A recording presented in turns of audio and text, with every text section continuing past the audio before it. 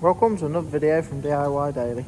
Got a full step-by-step guide today showing you how to fit a new front wheel bearing on this 2005 Audi A4 Estate B7 model. Just before we get into the video, if you haven't already subscribed to the channel, just click on the red subscribe button below to make sure you don't miss out on any future content. We've got quite a few other B7 videos. There's a timing belt, rear spring, oil pump drive and a few others on there. We're using 2-poster ramp today. It does make it a little bit easier, but if I want, all I do is just jack it up quite high on the sill. And it's pretty easy to do with just jacking it up. So I'll just show you quick. I've got a new bearing here. I'll put check out the description below. I'll put links to all the parts used where you can get them from at some decent prices and all the tools as well. So, but in the kit, the bearing comes with some new bolts, new centre hub bolt there, and then 4 new bolts for the actual bearing itself. So. But we'll put links to all these tools because you're going to need a 17mm Allen key, which we've got on a socket there for that. And then we've got some of these Volkswagen multi-spline sockets there as well as a size 12 that we're going to be using. And that's for the bolts for the actual bearing there. So, but just to start with, I'll get it up in the air, we'll get the wheel off and then show you what we've got to do, step at a time. And just before we get it up in the air, just one more thing I forgot to say. This is a bearing without the flange in it. We're going to be pressing the centre flange out of there and repressing it into this new one. But you can actually buy these bearings with the flange already in, so that would save you the press work if need be. But I'll put links to both types of bearing in the description below.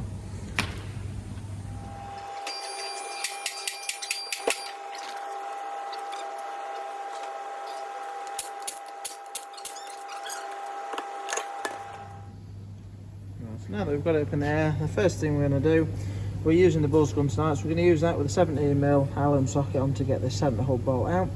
If you've not got a buzz gun and you're doing it with a bar, you probably want to do it on the floor first with your foot on the brake, or if you just put a screwdriver in through the disc hole and you can just jam it in the middle of the grooves on the vented disc, you'll be able to hold it and lock the disc that way, and then just crack that off with the bar.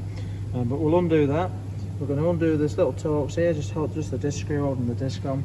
And we're going to take the carrier off as well as one whole piece, so we're not going to take the actual caliper off separate. We're going to take the caliper and carrier off all as one, and it just makes it a bit easier. But to get that off, we've got 2 21mm bolts on the back, one at the top there, and another one just at the bottom there. So just to start with, I'll just get all these bolts out and then show you the next step after that.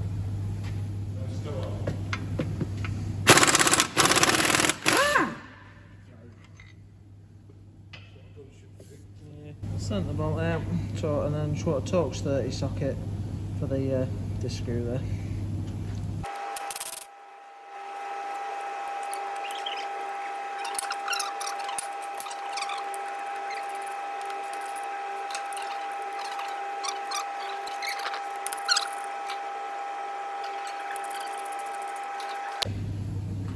It's now loose, just haven't fully taken out the top bolt yet. What I'm going to do is just use a flat bladed screwdriver and just pry the piston back a little bit just to get the carrier off easier, because there's a bit of a lip on the disc, so it might be a bit tight to get off if not.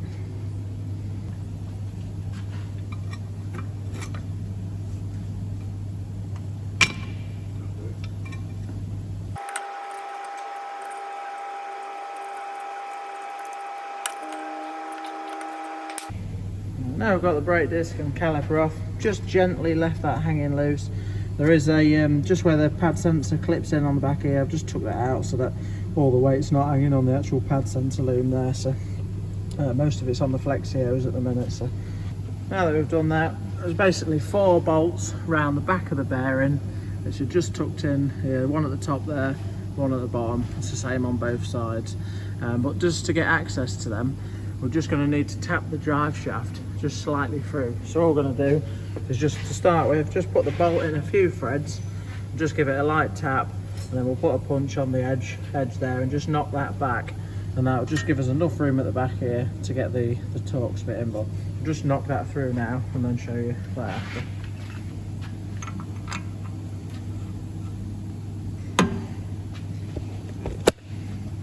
It's actually really loose on this one, so it's actually I've just been able to push that straight back by hand. So you can just see it's just giving us a little bit more room now. we'll just pull that back there. So what we'll do now is get in with a socket, and the bolts, sometimes because they're a bit scabby, probably just want to give them a bit of a spray, a bit of a clean up if you can. But we'll just get in there with a ratchet now and just crack all 4 of them off and get them out.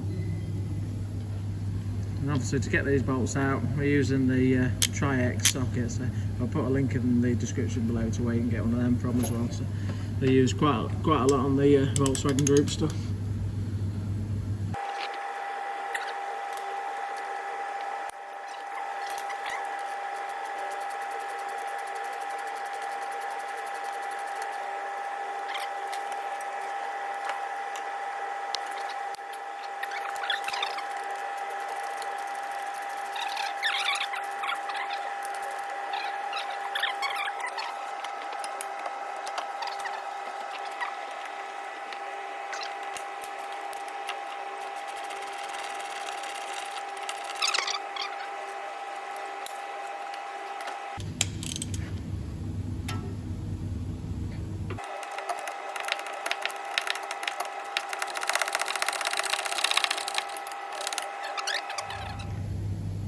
So that's all 4 back bolts out now. All I use, I just use the long 1/2 bar just to crack them off. They get pretty tight, and then just the ratchet and the bit just to get them undone once they crack them off. But just work the steering in different locks and just come through whichever angle you can, and so you just move the CV joint a little bit each time just to give you that bit of access to each one.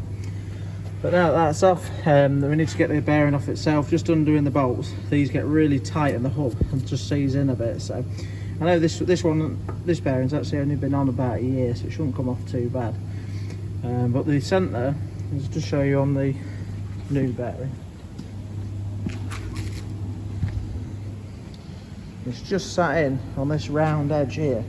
So all we need to do, the way that I'm going to try it tonight, is just going to use the air hammer and just knock it on here, just facing towards the back, or do it from the other side facing the front, and just try and, rather than trying to pull it out, just try and knock it and just spin it around so that it turns, so that try and spin it on the circle there. So but obviously if you haven't got an air hammer, just an hammer and a punch is normally the best way I find, just to crack them off. And once you've cracked it off a bit, you can then just knock it out. Just getting your hammer sort of in from behind on this edge normally, where you can just give it a bit of a knock. So, but just to start with, just freeing it off just helps massively towards getting it out. So we'll just give it a bit of a bash with the air hammer now, and that should crack it off.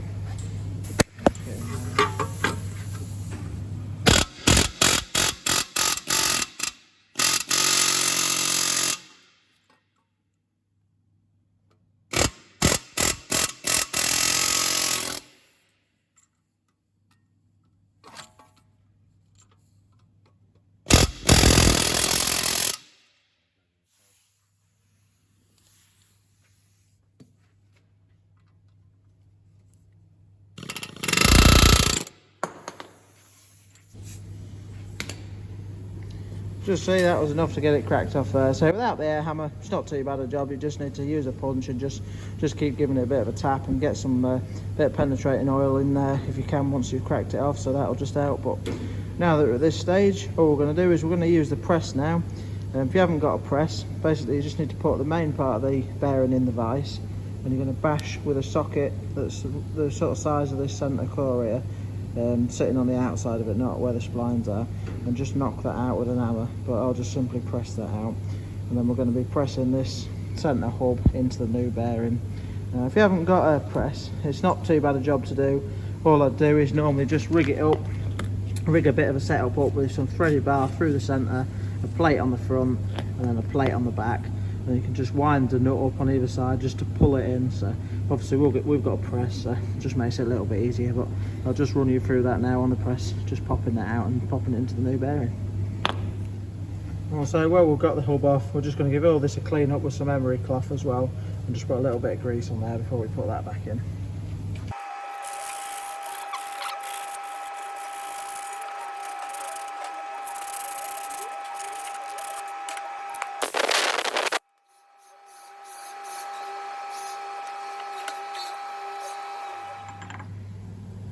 So I've just popped the bearing in a vise. First thing I'm going to do, just got this socket, it's 32. and it just fits in there just perfectly on the edge of that there, so we don't damage out else. And we're just going to knock that out with an hammer now. And part of the bearing will come off on the flange. We're going to have to cut that off, but I'll just show you. I'll just knock this out first, then we'll show you cutting that off after.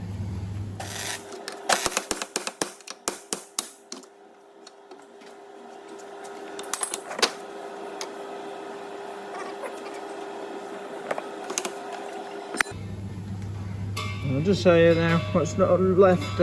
It's left this section of the bearing on. Now, I've been quite lucky here, because what normally happens, it's only because this bearing isn't very old that this lower race of the bearing has started to come off. Normally that'll sit planted right on the bottom. You can see it's come up, and what you have to do when they're tight on there is just use the grinder with a cutting disc on it and just cut through at a bit of an angle, just being really careful not to go deep enough so that you don't catch the inner bit of the flange there. The idea is just keep cutting it through, then when you get so deep, just split it with a chisel and it'll just crack the metal. But all I'm going to do is just knock in with a chisel and just punch this up to get it off. So I'll just get that off quick.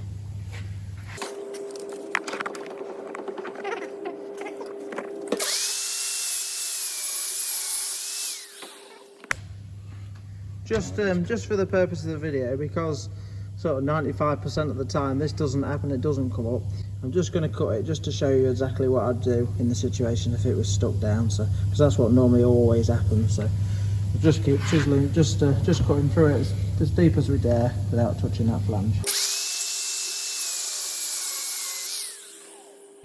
Look at that, you can just see, cut it at an angle, and all we're going to do now is put the punch in and just crack it, and that should be enough just to split it.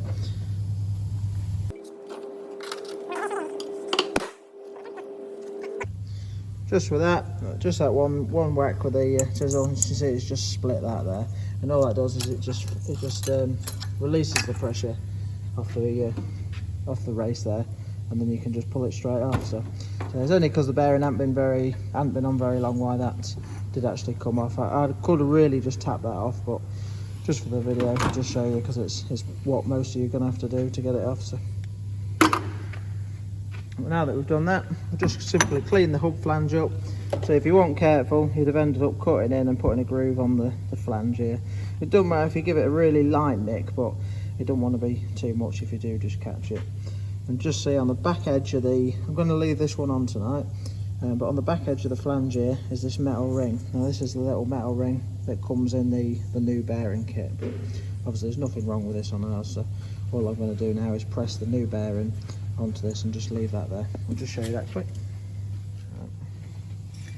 So we've just got the flange over at the press now.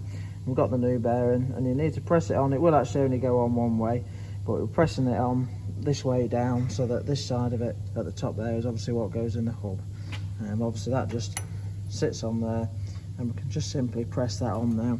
But when pressing it on, you need to make sure you don't want to be pressing it on the outside, otherwise you'll damage the bearing. You need to press because you're pressing it onto the inside flange, you need to press the inner section of the bearing, which is this piece here. So obviously if you was doing it with threaded bar, you'd probably want to have something like a big socket or something like that there that just fits on that. Have your threaded bar coming through it, a plate across the top here, and a nut on it, and then you can wind it down and pull it, and obviously just have a bit of flat plate on the other side of the flange. But we'll just press that on quick now.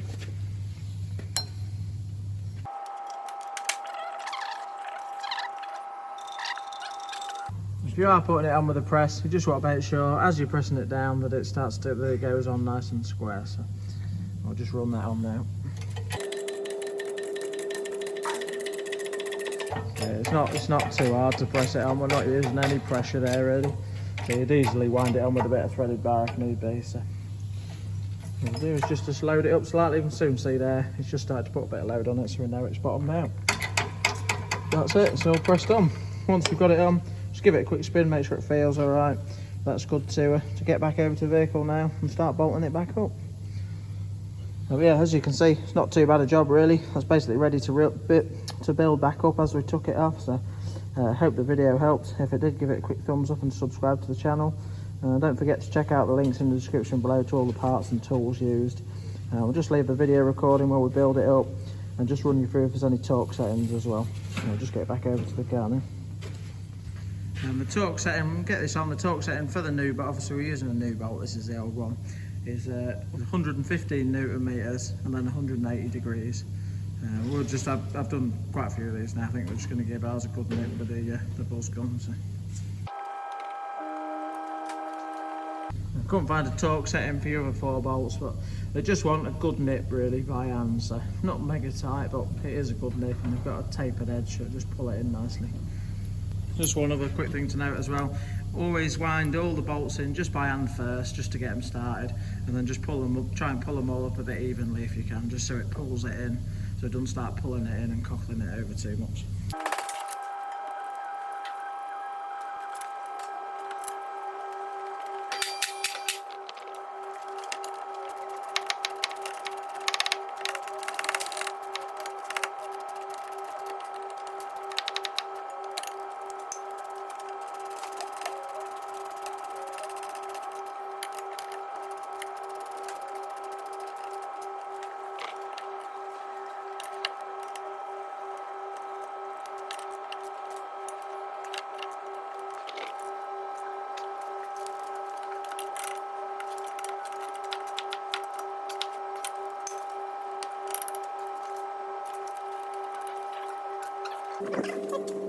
Oh, it's nipped up. You can just put your drive shaft back in. That's ready to nip your centre bolt up there.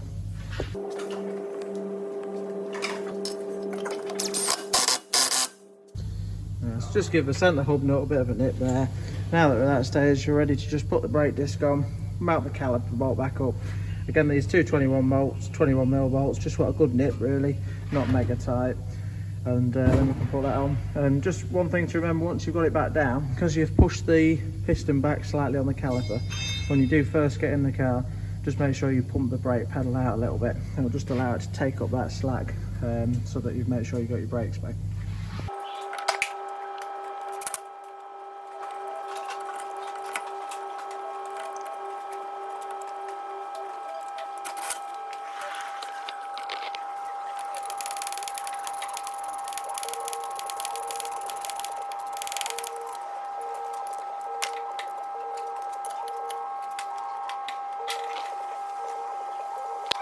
So the caliper's mounted back on now, just located the wires back in the 2 clips there. Only thing we'll have to do now is just put the wheel on. Once the wheel's on, just work it side to side and up and down, just make sure there's no play in the bearing.